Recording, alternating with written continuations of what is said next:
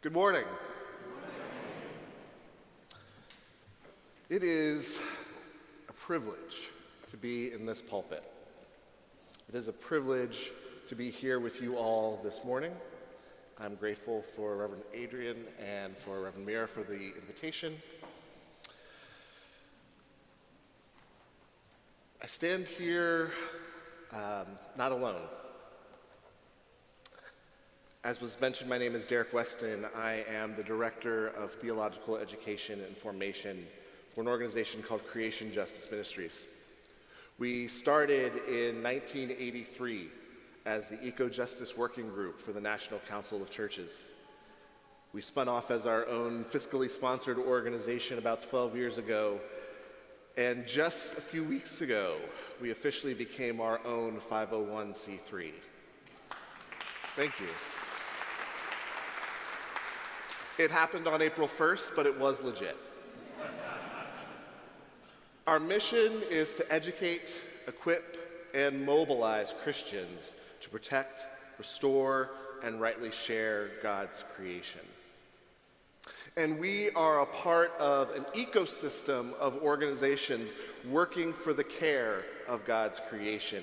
Green Faith, who has an excellent resource on energy that I was thrilled to hear you all will be studying and using, is part of that ecosystem, as is the BTS Center in Portland, Maine, who's working on ecological grief and climate chaplaincy, as is Interfaith Power and Light chapters across the country, mobilizing churches to consider how to use their property well, as is Green the Church, based in Oakland, California, who has led preaching revivals on environmental justice under the leadership of Reverend Ambrose Carroll, as is the Black Church Food Security Network, which is providing healthy food for Black communities while providing markets for Black farmers, as is the Farminary at Princeton Theological Seminary and the Methodist Theological School of Ohio, both who are connecting theological education with agrarian practice, and many other organizations calling to the church to reconnect with the goodness and beauty of the world God has created.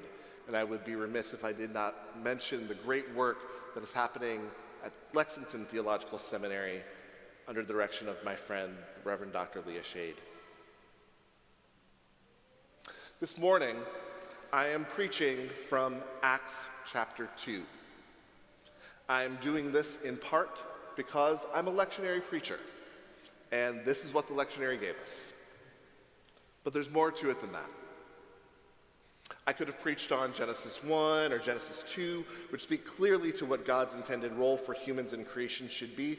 I could have preached on Noah as a story of ecological resilience and the plagues of Exodus as a story of environmental disaster. I could have preached on Psalm 8 or Psalm 24 that speak of the majesty of God's creation and remind us that the earth is the Lord's, or any of the Psalms that have gorgeous creation imagery. I could have preached on the middle of Job, where God confronts Job with the mysteries of creation.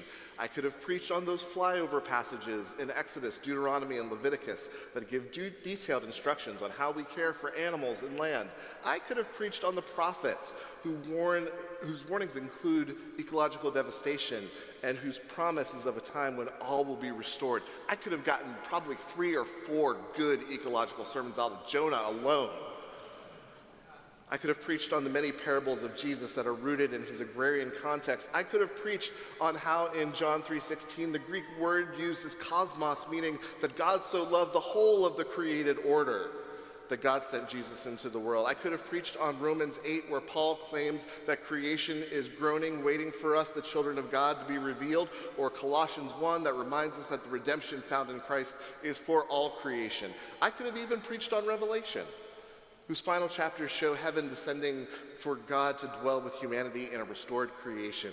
And there are so many other texts that remind us that the story of God's people is deeply interwoven with the story of God's creation, because we are a part of creation. But no, I'm preaching on Acts 2, and not the parts everyone knows. This text for the third Sunday of the Easter season is set immediately after the events that we celebrate in Pentecost, where the Holy Spirit has descended on the disciples, and the people from the ends of the known world gather to hear and celebrate the Feast of Pentecost. and they hear the good news of Jesus Christ proclaimed, each in their own language. Peter gives a sermon that changes the lives of 3,000 people, a feat any preacher would envy. This is a story about Peter having had a life-changing experience with the risen Christ and sharing that life-changing experience in hopes that they will be a part of the new narrative that God is weaving. In short, this is a story of conversion. Great. But what the heck does that have to do with Earth Day? I'm glad that you asked. There was a phrase that was popularized to some extent by the late Pope Francis, but was actually coined by Pope John Paul II. The phrase is ecological conversion. The Catholic Church has defined this as the transformation of hearts and minds towards greater love of God, each other, and creation. It is a process of acknowledging our contribution to the social and ecological crisis and acting in ways that nurture communion, healing, and renewing our common home. Pope Francis added that everyone needs an ecological conversion whereby the effects of their encounter with Jesus Christ becomes evident in the relationship with the world around them. And yes, I am very intentionally quoting popes this morning. But both John Paul II, Pope Francis, and I'm sure Pope Leo would agree, is that in this very moment, we are in need of what happened in Acts chapter 2, for the church to be a leading voice in the restoration of God's world. So with the time I have left, I want to look at what Peter does at this moment and see what it might mean for us in the midst of our climate-changed world. The heart of Peter's message is talking about the Jesus he's known and seen personally.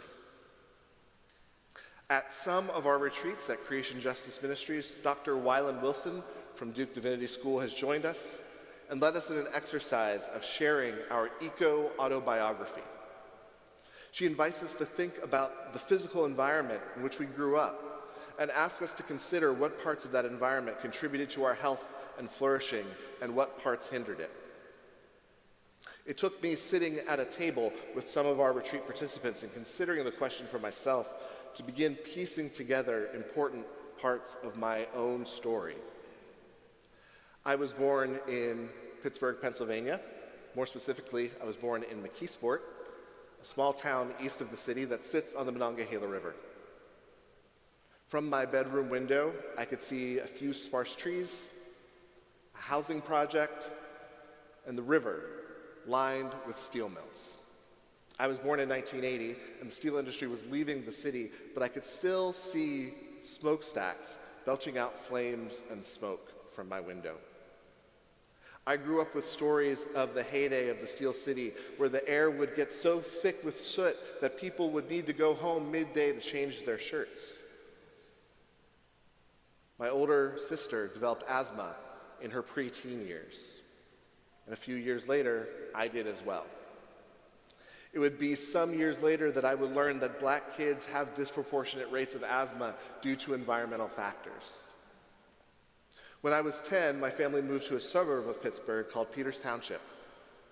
The 2000 census stated that Peters was 99% white and 1% other. I always assumed that by other, they meant my house. I didn't love my time growing up in that community, but what I remember was always having access to green space, unlike where I spent my first decade. By the time I went to the University of Pittsburgh, the city had reinvented itself. It was being celebrated for the cleanliness of the air and its relatively cleaner rivers. This was true, but what was also true was that in what is considered one of the most segregated major cities in the country, black kids were still dealing with disproportionate rates of asthma, as well as lead and asbestos poisoning. Pittsburgh's black neighborhoods also suffered from many occurrences of food apartheid, a term that many food justice advocates favor over the term food desert, a research term. This is part of my eco-autobiography. You see, caring for God's creation isn't just about glaciers and polar bears and rainforests and pandas. Don't get me wrong, I love all of those things. But it's about the fact that Black people are 5 times more likely to live near waste treatment facilities regardless of income. It's about immigrants being exposed to deadly chemicals as they pick the food that we eat. It's about data centers popping up in Black and brown communities and siphoning off their water. It's about the fact that every summer that I've worked at Creation Justice Ministries, I've been able to say that this summer is the hottest summer on record and will likely be the coldest summer that any of us will experience for the rest of our lives, and this summer is shaping up to be the same. And that's important. Because quiet as it's kept, heat-related deaths are the #1 killer in the summer months, especially in Black and brown communities, where tree canopy has been redlined, just like mortgages and schools. Loving God's creation certainly means caring for the more than human world, but it also means justice for humans who are living on the front lines of environmental calamities. And in this country, that usually means Black, brown, and poor white folks. The language that is often used when we talk about climate change is that climate change is a threat multiplier for vulnerable communities. That language, by the way, originated with the Pentagon, that notorious left-leaning organization that, despite public rhetoric, fully understands that many future conflicts are going to be driven by climate-induced shortages in resources, and that many of them will be driven by climate migration. And this is why we not only need to find our own eco-autobiographies, but we need to listen to those that emerge from intentionally marginalized communities. Going back to Peter's sermon, when he refers to Jesus to the crowd, he says, "This Jesus who you crucified." Now, Peter wasn't saying that every single individual there had a direct complicity in Jesus' crucifixion. Some there might have, but what Peter is naming is that everyone there was part of a system. Jesus was executed by a state system beholden to empire that many in Peter's audience would have either directly or indirectly benefited from. Part of our ecological conversion is recognizing the role we play in systems that hurt people and planet. This is hard work. One of the more frustrating things that I've learned in my work is that the idea of the carbon footprint was popularized and created by BP. It was the fossil fuels industry way of essentially passing the responsibility off to consumers as they continued their extractive processes. The reality is that 100 companies are producing the majority of the emissions that are warming our planet. But we have to balance holding those companies accountable with taking stock of the ways that we participate in their activities. Do we, for instance, use their apps to have things delivered across the country to us cheaply and quickly? Do we buy their cheap food that they sell in our grocery stores? And I don't say this to guilt anyone, because I just ordered something from Amazon this week that I couldn't get from anywhere else. I say this to remind us that the deck is stacked against us. We are both victims and perpetrators in this story. Loving God's creation often feels like swimming upstream, especially in an economy where the ecological cost of things is often hidden from us intentionally. But once we know better, we need to think through how we do better.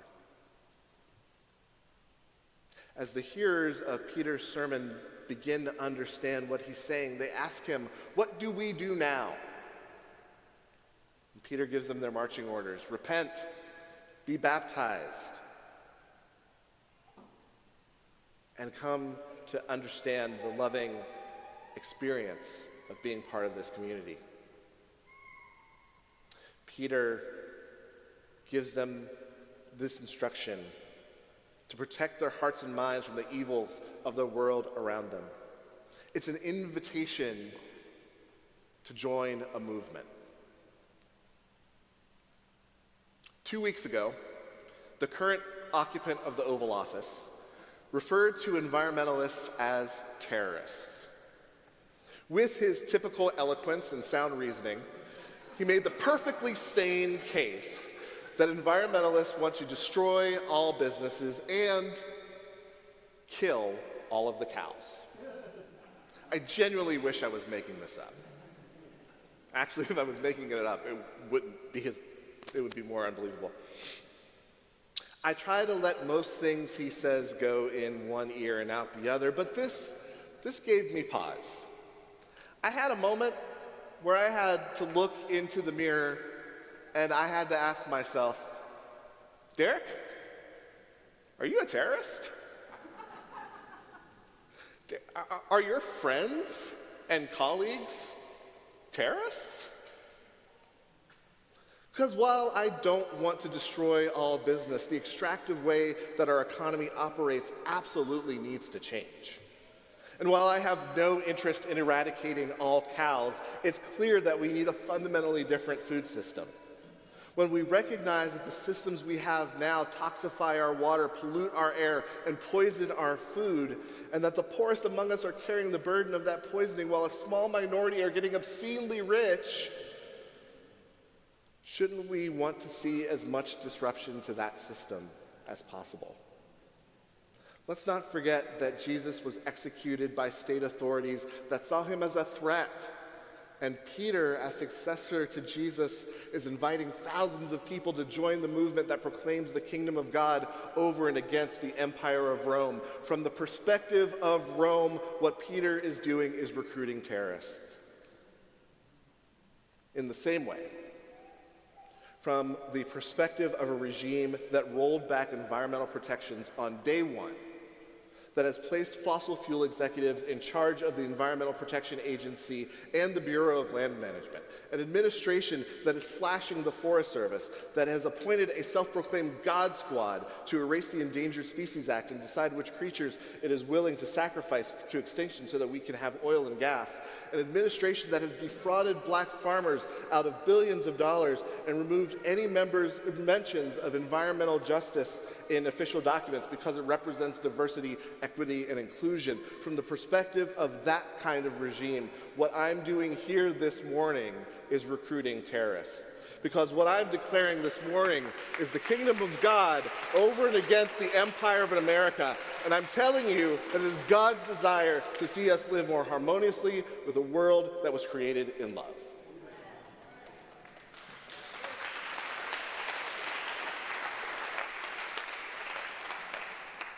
We need to have an ecological conversion in the church, and that is going to require baptism. That baptism is some experience that renews our focus and shifts our direction. For me, my ecological conversion was a baptism not in water, but in soil. Going through a dark night of the soul, I found healing in the garden. Gardening connected me to another part of my eco-autobiography, the years visiting my grandparents' house where my grandfather had a garden, and my first job ever was watering his garden for a nickel. It was the 80s, a nickel went way farther back then. I was taken back to collecting the walnuts that fell from the tree and the blackberries that grew on and around the borders. I was taken back to my grandmother who grew beautiful flowers and was able to bring plants back to life like E.T. She also nurtured the fanatic, nerdy love of animals that I had as a kid. Gardening during this dark night of the soul allowed me to experience personal healing. It also connected me to the world in a new way. During that time, I read a beautiful book called The Color of Food, written by Natasha Bowen. It's a beautiful photojournal of Black, Latino, Asian, and indigenous farmers finding healing from the historic traumas of enslavement, sharecropping, genocide, and internment, not by escaping the land, but by returning to it. Two important epiphanies emerged for me from that book. One is that all of the justice issues that I cared about had a food or land component, whether it be about food access or land access. And the other epiphany that happened for me is that one of the insidious byproducts of enslavement and many of the other tortures of this world is that it broke our relationship with the land.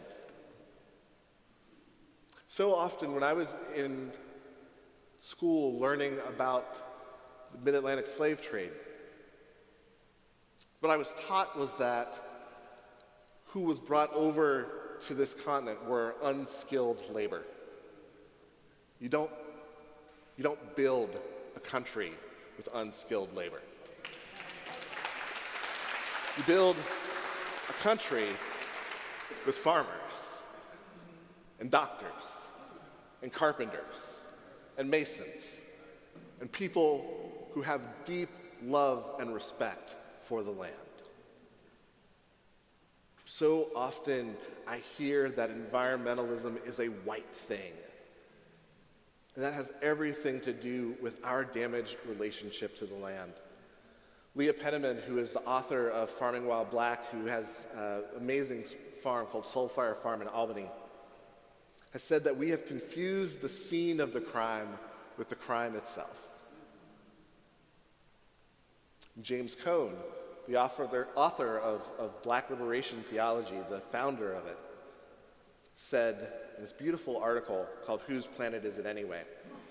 Racism is profoundly interrelated with other evils, including the degradation of the earth.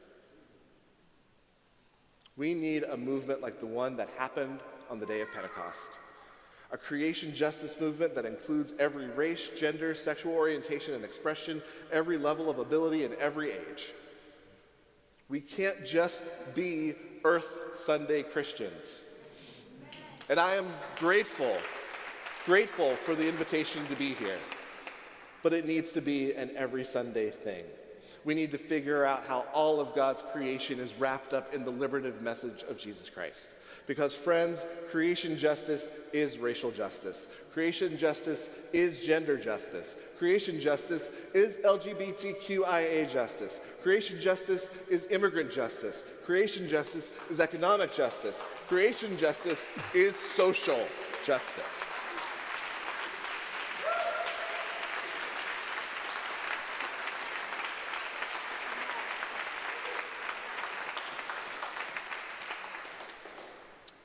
Let's not forget that one of the biggest environmental tragedies that can be experienced is war.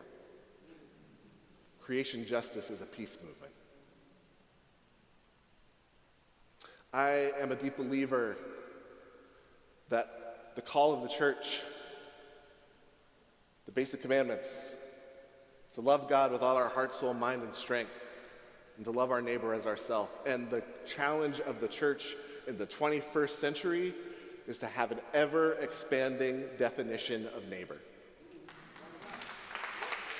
And that includes our non-human neighbor, and that includes our future neighbor. We need to start loving our future neighbor. I close with this quote which came from Gus Speth, which has animated my work like nothing else really could. He said, "I used to think that the top global environmental problems were biodiversity loss, ecosystem collapse, and climate change. I thought that with 30 years of good science, we could address these problems, but I was wrong. The top environmental problems are selfishness, greed, and apathy. And to deal with these, we need a spiritual and cultural transformation. And we scientists don't know how to do that. But you know who does know how to do that? We know how to do that. The church knows how to do that. This church that was named for its proximity to God's creation knows how to do that. This church, which has been a leading voice in social justice movements since its inception, knows how to do that. We know how to be a force for cultural and social transformation. And so I am asking you to join me, to be a part of a movement of Christians that believe that God's earth is good and worth fighting for. Amen.